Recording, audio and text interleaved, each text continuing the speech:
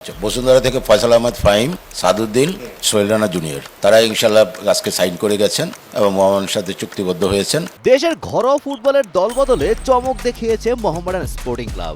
বসুন্ধরা কিংসের আর্থিক সংকটের সুযোগ পুরোপুরি কাজে লাগিয়েছে ঐতিহ্যবাহী এই ক্লাবটি। কিংসের একজাক তারকাকে দলে ভিড়িয়ে আগামী মৌসুমের জন্য শিরোপা প্রত্যাশী শক্তিশালী দল গঠন করেছে মোহামেডান।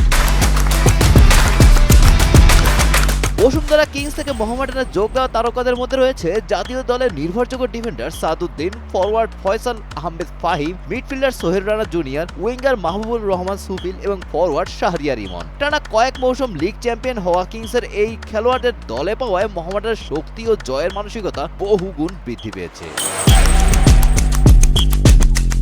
আর্থিক টানাপোড়েনের কারণে কিংসের মতো বড় দল তারকা খেলোয়াড়দের ধরে রাখতে না পারায় দেশের ফুটবল অঙ্গনে মিশ্র প্রতিক্রিয়া দেখা গিয়েছে।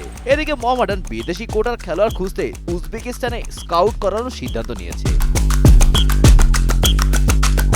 মোহামেডান তাদের পুরনো 18 জন খেলোয়াড় ধরে রাখার পাশাপাশি এই নতুন তারকাদের অন্তর্ভুক্ত করায় লিগের শ্রেষ্ঠত্ব পুনরুদ্ধারে সুবর্ণ সুযোগ তৈরি করেছে। অন্যদিকে বড় তারকাদের হারিয়ে বসুন্ধরা কিংসের আগামী মৌসুমে নিজেদের শীর্ষস্থান ধরে রাখার মিশন বড় চ্যালেঞ্জের মুখে পড়ল। Golam Rabbani, Times today.